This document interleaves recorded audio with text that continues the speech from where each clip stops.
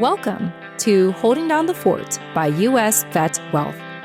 I'm your host, Jen Amos, a Gold Star daughter, veteran spouse, and upcoming author.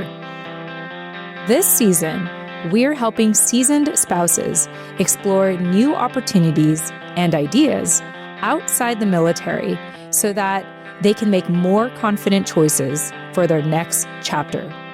Why? Because you too are retiring, and now it's your turn. Let's get started.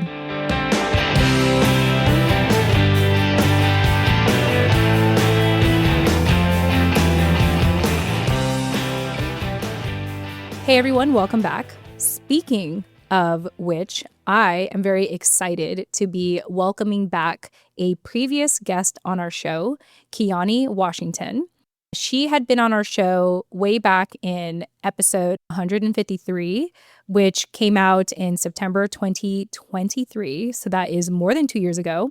And she had returned in episode 213 in November 2024.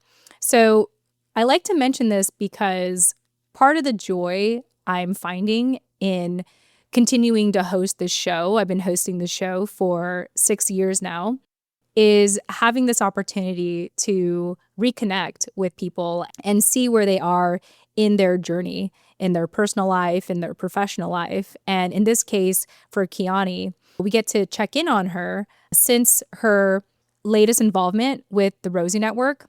And what I'm most excited about to bring her on our show again is to talk about this new framework that she has created. The acronyms are MRSP, a.k.a. Mrs. P. So she has this framework, the Mrs. P Framework, in helping you level up in your personal or professional life. And in this episode, this is part 1 of 3. So we have 3 parts to this conversation. We'll start with the first letter of the MRSP framework, which is M and stands for mindset. So Keyani, I just want to say thank you again for returning to the show. And I'm excited for our listeners today to hear about the first part of your Mrs. P framework, starting with mindset. In addition to that, you'll also hear about how she used ChatGPT to help her clarify her original thought, which we'll talk about also in this conversation, that led to the Mrs. P framework. Last thing I want to say before we dive into conversation is, if you are not subscribed to the show now, I highly recommend that you subscribe. Simply visit insidethefort.com because Keyani has something exciting to share with you in our conversation that you'll get to hear more about at the end of this episode. So stay tuned and enjoy this conversation with Keyani.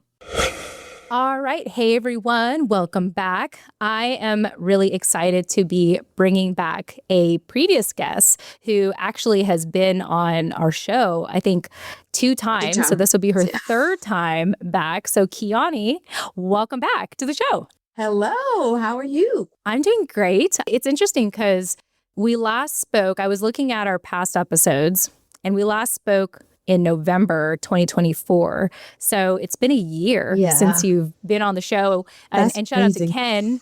Yeah, shout out to Ken because he was with us as well. Yeah. And we were talking about Rosie Network alumni and inviting them to be guests on the show, which I know I've mentioned this to you offline already, but I want to mention, publicly how much I appreciated your help behind the scenes working with, the Rosie Network alumni from the Service as CEO program to be guests on the show. So I know that you were very involved with that. So thank you again for making my job easier by having guests on the show. And since then, I know that you have moved on from the Rosie Network. So tell us that journey from a year ago, still being involved to where you're at now. Just like like quick bullet points of what life has been like since then. Let's see. I've joined it's like a community group for other women entrepreneurs. So building courses, but I still have like my time with Rosie. So if they need like an SME, I'll still go on as an SME. And I just did one probably last month. So, but yeah, just building out courses and trying to get more acclimated in my own city with businesses around here. commerce, ambassador leadership. So it's like all that kind of stuff, just like putting yourself within the community. So yeah. And to our listeners, if you don't know what an SME is, that is a subject matter expert. So in the Services CEO program, and you obviously know this more than me, but I believe in the program, they bring back alumni and just other special guests to, speak on specific, subject matter topics, whether it's finance or marketing and all that. So just, I just want to commend you for being a part of that. I mean, at the time that you were, and I love that how you still come back from time to time to speak going through the program right now. It's actually pretty fun to kind of see see people going through and thinking, oh my God, that used to be me. So yeah. Yeah.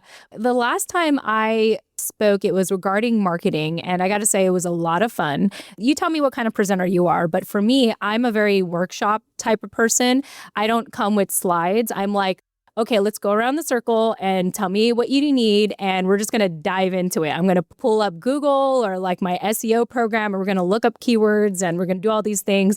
And you all are walking away with like tangible stuff. So that's how I like to present. Like, what would you say is your style of presenting? I think I'm a cross between both, because I'll do a small, it's real small. It's like real small, real short, just to kind of get those key points out there so they can have an idea of the wording, the verbiage, what it means. Because I'm really big on clarity, so I can put it up there and then they don't know like what it means. So I'll define stuff out, make sure they understand what it is, so they have any questions, and then we'll go into, okay, now that I've given you all this, based on that, what questions do we have? How can we like workshop this with your business? So we did that a couple of times with the class from last time. It was really good. And, most times they send you a request on LinkedIn and, ask more questions. So yeah, I think I'm more of a combination, because I'm all about making sure but still have some takeaways and can go home and like implement stuff and know what to do. So Yeah. I think that's great because, and we'll get to this in a little bit, like you have a framework that you lead with, where I think for me, I'm more of a, trial and error, like fail forward, build as I go, like I'm very like in the moment, or I feel like I'm in the moment. So I don't feel like I'm a teacher. I'm more like, hey, let's figure this out together. I even remember some of the cohort members, they were also in marketing themselves. So I was like, oh, well, what do you think of what I'm teaching? Like, maybe I can learn from you. Like, it felt more like a roundtable kind of experience for me. But I just like, I just love hearing different styles of teaching, But in this case, like, I think because you have a framework, which we'll get to here in a little bit, it makes sense, obviously, that you would teach first and then like see how it applies to the cohort members. Yeah, I think it comes a lot from being in the military. You have to train people in anything that you do. The next thing you do is train someone else. So is that, how do I get to you understanding it the same way that I do, so that we make sure that nobody's hurting, nobody's killing nobody. So it's like, how do gosh, yeah. I'm always like, how do I make sure you get this? Because I don't want to have to repeat myself. So the best way to do it is, so it just kind of came about. It wasn't even me thinking, oh, how is this going to work? It just came about. Yeah, absolutely. That adds more context to why. Obviously we don't want anyone getting killed. So that, like I said, that just makes so much sense. So, but yeah, let's go ahead and get into your framework. Part of why I wanted to reconnect with you. Well, for one, I appreciated how you emailed me shortly after you were ready to kind of leave the Rosie Network bubble, is what I'm going to describe it right now, and go off on your own. And you wanted to stay in touch with me. And I knew I wanted to stay in touch with you as well. I just wasn't ready to present anything to you at that time. And so luckily, as months went on and I finally felt ready to reach out and obviously start my show again, you were top of mind. And I was looking at your LinkedIn profile and what you've been up to. And I just felt like what you're doing today is in alignment with what I'm hoping to accomplish, this season, and how much more intentional I am in networking with people and hopefully having mutual benefit and growth for one another. And so for you, you have this framework. It's an acronym, MRSP Framework, and we'll get into what each of them stand for. But tell me a little bit about what led to this framework and also what led you to actually wanting to coach on it and teach on it. I think it was one of those things where I was trying to figure out some other things that pertain to my business. So I kept going around and around and around and around. And then using ChatGPT, I started just putting in like how my method. Okay, well, I'll do this and then I'll do this and then I'll do this. And then I kept just putting it in, but I was putting it in and it pretty much kept coming up to the same thing. So I was like, oh, I guess I have a thing that I do. And so that's how it came about, just trying to figure out my own little methods and why does it always look, why do, when people say stuff to me and I'm thinking to myself, well, no, you got to do it like this. Like I'm always trying to direct them back to like, no, it's better if you just do it like this. And just realizing over time that I've actually been doing it probably the majority of my life because it just makes sense in how people think and how you go to the next level and how, if you're trying to level up in anything, how you have to start in, what we consider like the bottom and grow, but what was the bottom and grow look like? So that's how it kind of came about, just me trying to figure out how to present something or build something within my business. And I kept just inputting the ways that I do the things that I do. And it kept coming back to, oh, this is how, and I even went back to like, oh yeah, I remember when I was this age and I did this and it's no, we'll do the same thing. It doesn't matter. You put in a different scenario, whatever. No, you're still doing the exact same thing. It's just your way of making things work. So that's literally how it came about. Yeah, let's talk about ChatGPT real quick because I have a nickname for her. Her pronouns are she, her. And I call her Carol. So long story. It's not really a long story. Actually, I'll get into it right now in case anyone's wondering. So a couple years ago, before ChatGPT came out, I was like on the verge of, this is really like off topic, but it kind of is on topic. I was a big Walking Dead fan and I finished watching like all 11 seasons of the original, show. When it came to an end, I was like, oh, I don't know if you ever feel this way, but I tend to feel empty at the end of like something I've invested so much time in. Yeah. And like, they have spinoffs and all the things, but there's something special about the original series. And it's kind of like when I was growing up and I'd play video games and then it was done and it's like, oh, what's next? So I've learned that part of my grieving process is to like let the spirit of that show like live on in something else. And so Carol is one of the characters in The Walking Dead. Oh, wow. And I decided to call ChatGPT Carol. So in case anyone's wondering, if I say Carol, just so you all know now, if I say Carol, I'm referring to ChatGPT. So yeah, let's talk about Carol real quick. And I love how it sounded like you just did a huge brain dump, with Carol. And what I love about it is, I've done the same thing myself, and I've come to learn that the benefit of like using AI, like ChatGPT is, for me, it like shortens the brainstorming process. Like it really helps like mirror back, but like it paraphrases so much better than how I would say it. Yes. And I really love it for that, to be able to say, oh, it sounds like you're doing this. And I don't know about you, but I have the paid version of it. Yes. And so sometimes I've learned to just upload documents and say, hey, can you summarize like what this is about? Yes. So I love how you've used ChatGPT as a tool to be more concise with your messaging, but also to just mirror back like your patterns. Like it's able to observe like based on what you input, what you've been doing all along. And so I just love that that's something that you did. And I'm curious if that's something that you teach to people, because if no one knows this now, like AI chat like ChatGPT is a perfect platform, it's a perfect tool to be able to articulate what you're trying to say, like better than even what I'm trying to say right now. I feel like it can say it better than what I'm trying to say. I feel like that too. It was crazy because that was one of the things going when I was chapter lead with Rosie, well, should the business owners be able to use ChatGPT? And I was like 100% no. And they were like, why? And I said, because you're building on what your ideas are. You don't need it to tell you anything yet. You need to just build on what your thoughts are. What are your thoughts? What are you thinking? What is, what are you trying to get to? And then you start to grow, and now that you've developed your structure and what that's going to look like, now say, okay, organize what I'm thinking so that it makes sense. So that was like one of my things. I think it's a great tool, but it's not you. So you need your original thoughts, your original, mind, your words, and all of those things. And then once you get that together, of course, ChatGPT does a great job of organizing stuff way better than you can, unless you're one of those real meticulous people. Great job of that for you. And so I think, yeah, that's using it as a tool, but not trying to replace it as you. Most of that replacing it as you thing is like, nah, leave that over there.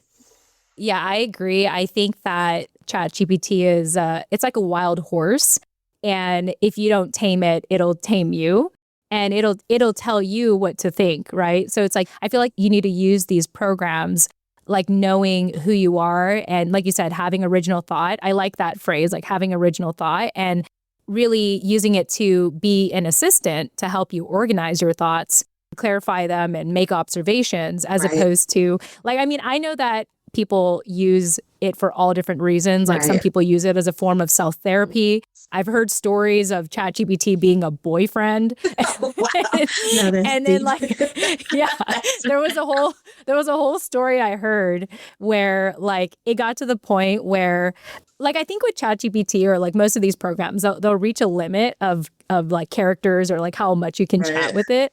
And so there was a story that this is all through like the grapevine, but it was a story about this lady who kind of turned it into her boyfriend. But then it said, "Oh, you've reached the max like word count for this chat," and she was genuinely devastated by that. Broke up with her. Yeah, just ghosted her. You know what I mean? Like, okay, time's up.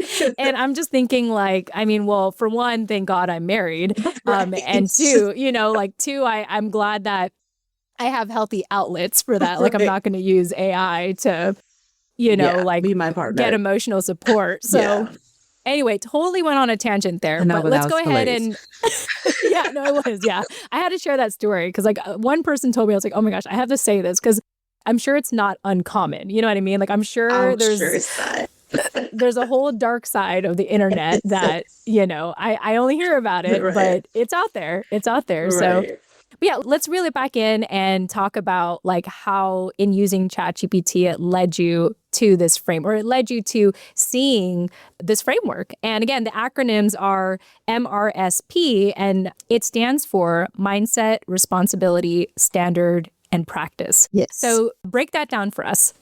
Well, I actually call it Mrs. P because it makes sense. But yeah. Now that I look about it, yeah. Well, it basically, so mindset, responsibility, standard, and practice. When you start everything with the mind. Most people, how you always you'll hear people say, this person is really good at their job, but their leadership and their management and all of the things that you need to be in this leader role is basically garbage. But they're stellar at the job. I mean, if you really need to go to somebody and know how to do. And then I'm thinking because you never started with their mind. You just kind of throw yourself in as an entrepreneur. You throw yourself in as the person to do whatever this thing is, but you never start like your mindset. Because whenever you start something, you have to get in the mindset of the thing in what you're doing. So I start with mindset. Again, not really knowing until I started putting like my scenarios into ChatGPT that no, you always start with trying to reframe people's minds. And I generally go to clarifying definitions. I need to really understand whether it's the title that you have, the responsibilities that you, and I always try to go down and break those down. And it's so funny because when you start doing that, people are like, I didn't even know what that meant. Or I didn't even know that it had that many, different versions. Or if you I'm really big on if it's like 2 words, I'll break up the words and I'll define the words separately. We have one self-worth. And so I said, no, we're not going to put those words together. We're going to find them separately. So we define self and then we define worth. And then once we put them together per the definitions, they were like, oh my God. And I'm like, yes, You really have to get clarity before you just start saying, I'm going to jump into something. So I start with the mind. And once I start with the mind, it really kind of just unfolds into the responsibility, because now people are starting to take it on like as they're owning it and taking authority in that space.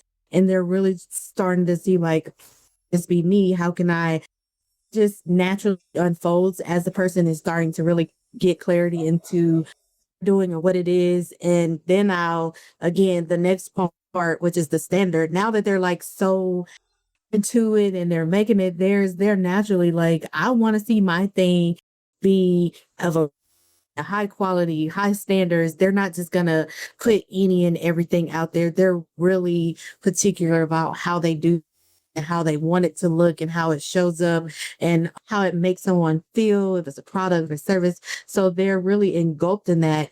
And then I don't even have the practice just comes because now they're all in it. So really it's once we go through the mind part, the other parts really just unfold on their own. But I realize we're unfolding into it's just getting into the person's mind.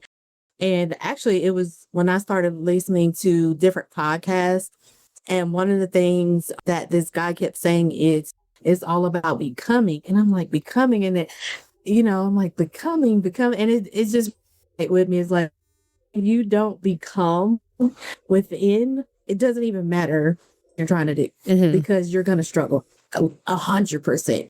Because it's not a part of you. It's not the thing that you think of how it works, how it should come together, how all of the pieces, when you're just the person, I know how to do this thing. Well, there's a lot of people that have the talent and the skill, but a lot of people don't own it. They don't take authority. They don't really make it to where they can figure out the ins and outs, the problems that they need. So all of the things that really make people entrepreneurs, leaders, coaches, managers, mentors, those really getting into the mind of the person. And like I said, responsibility, standard, practice, they kind of just unfold the more the person gets clarity into the roles and everything that they're doing. I have to ask, what's going in the back of my mind is I just really admire your like self-awareness. And I imagine that there was a lot of introspection to have this own inner awakening for yourself. And it's interesting because, being a veteran, I'm curious, like for you personally, like before you were able to start teaching this, tell us about if you had an awakening to this self-awareness and like going to the root cause of something and really understanding the origins of something. Is this something that has always been a part of you or was it something you realized like post-military? I think it was definitely something I realized post-military, and there were like different things happened in my life. And that I kept coming back to is the fact that I didn't have good clarity on it. So I was just assuming or based on what someone else had told me. I really didn't take the time to get full clarity, better understanding of it. So I kind of rolled with the punches with, maybe how other people were doing things or how we always said things should be done.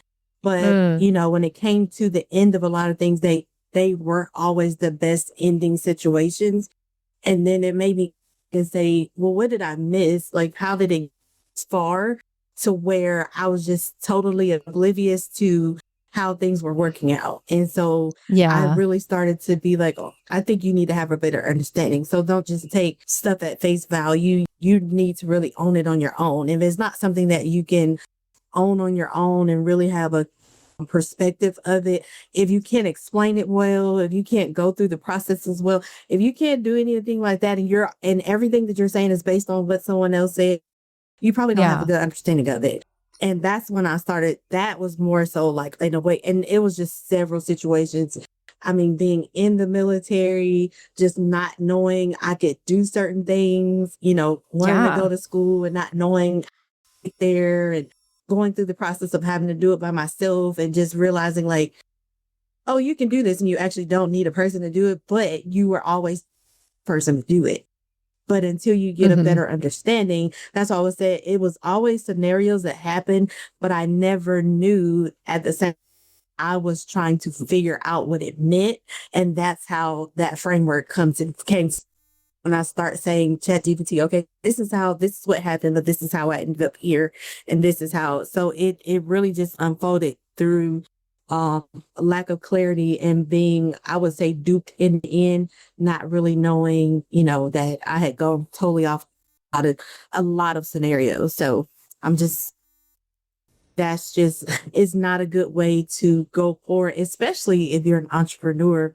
I mean, you don't want to put things out there and then come back later on and be like, oh my God, like I was totally off. You're going to feel really bad because you've invested whatever time, money, effort into whatever it is to know that it just wasn't the best thing to do. So, all right. And we're going to stop right there. We're going to pause in the middle of our conversation regarding ChatGPT, and we will continue to have this discussion in part 2 of Keyani's interview, which will be releasing next Thursday. So stay tuned for that. If this is the first time you're listening to the show, I highly, highly recommend that you subscribe at insidethefort.com, because we will have something exciting to share in part 2 of Keyani's interview.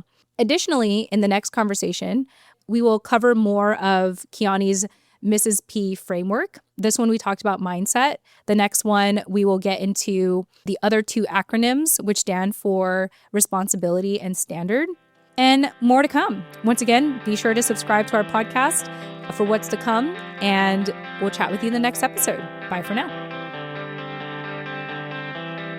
Hey, thanks for listening. If you're seeking a second opinion on the Survivor Benefit Plan, subscribe to our podcast now at insidethefort.com. That's insidethefort.com. Once you subscribe, you will receive a free download to the introduction of my book, The Military Spouse Benefit Plan. Why?